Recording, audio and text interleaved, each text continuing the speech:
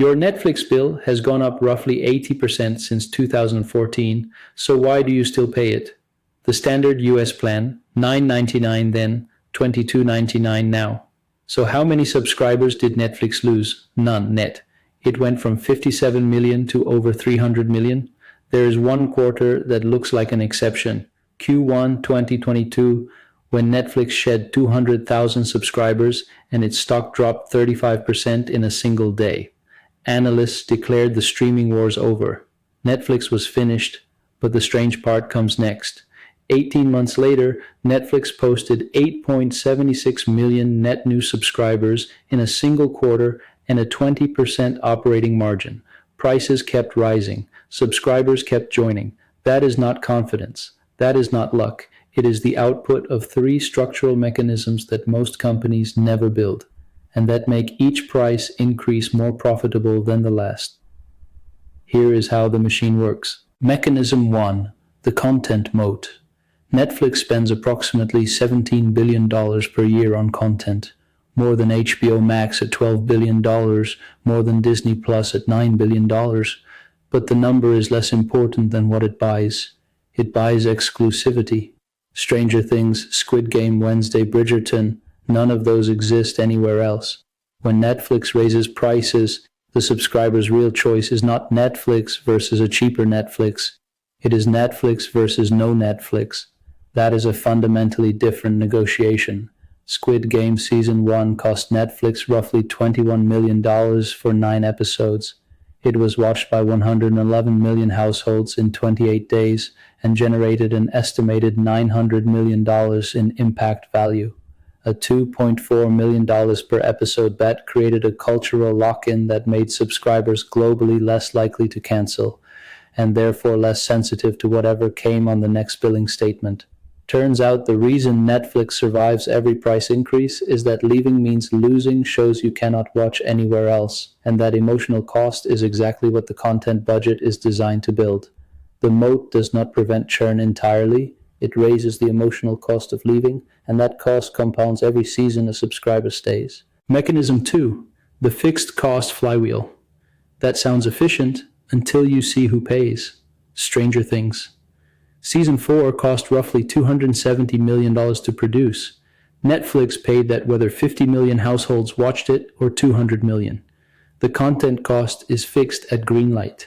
Streaming it to the next subscriber costs almost nothing. This is operating leverage, and it makes price increases asymmetrically powerful.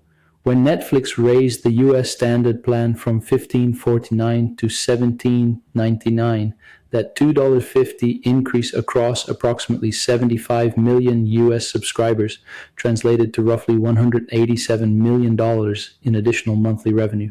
The incremental cost to Netflix near zero. Compare that to a restaurant where serving more customers means more food, more staff, more waste. Netflix's cost structure does not scale with volume. Revenue does. The result shows up in the margins. Operating margin went from 7% in 2019 to approximately 20% in 2023. Not because Netflix cut spending, but because fixed costs stayed flat while revenue climbed. The flywheel closes like this. Higher revenue funds, bigger content budgets. Bigger budgets deepen the content moat. A deeper moat makes the next price increase survivable. Each cycle tightens the loop, and the subscriber picking up the tab funds the next round. Mechanism 3, the willingness to pay trap. The hidden part is not the price hike, it is the escape route Netflix built for you. When Netflix raises prices on the standard tier, some subscribers consider leaving. Most do not cancel, they downgrade, and that is exactly what Netflix engineered. The ad-supported tier, launched November 2022 at $6.99 per month, crossed 40 million monthly active users by May 2024. A subscriber who downgrades from standard to ad-supported does not churn. Netflix now earns their subscription fee plus advertising revenue at CPMs reportedly between $29 and $45 per thousand impressions. YouTube's CPM runs closer to $10. The subscriber who wanted to escape a price hike walked directly into a tier that may generate more revenue for Netflix than the one they left. Meanwhile, power users pay $22.99 for premium. This is textbook third-degree price discrimination, the same logic airlines use with basic economy seats. The ad tier is not a concession to price-sensitive customers. It is a monetization architecture. That is exactly why a headline price increase on one tier does not trigger mass cancellation. The escape valve is already built, and it routes directly back to Netflix's revenue. In early 2023, analysts predicted Netflix would lose 4 to 6 million subscribers when it started charging $7.99 per month for extra household members. Netflix had an estimated 100 million freeloading households at that point. The prediction assumed those users would simply leave. They did not. Q2 2023, Netflix added 5.9 million subscribers. Q3 2023, 8.76 million, its strongest quarter in years. Each mechanism left a fingerprint in the data. ContentAt, monthly churn held below 2% because users already habituated to specific shows faced losing access, not just losing a service.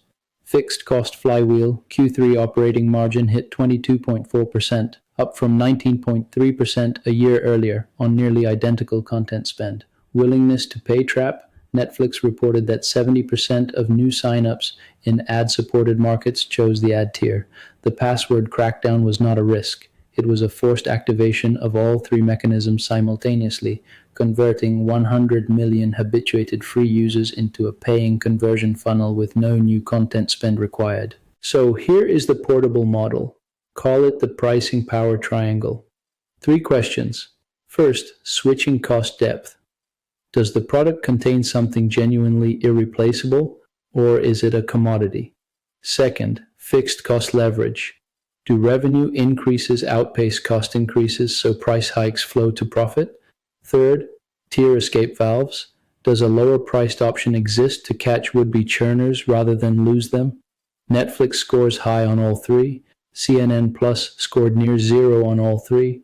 No exclusive content worth staying for, high variable costs, no cheaper tier. It collapsed in 28 days. When you see any platform raise prices, the right question is not whether subscribers will leave, it is how deep is the triangle. Netflix has spent 15 years and roughly $100 billion in cumulative content spend building that depth. The next time your Netflix bill goes up, you now know exactly why you will probably pay it anyway, and which of the 3 mechanisms just worked on you. If this changed how you think about pricing power, subscribe. We break down the hidden systems behind everyday costs every week.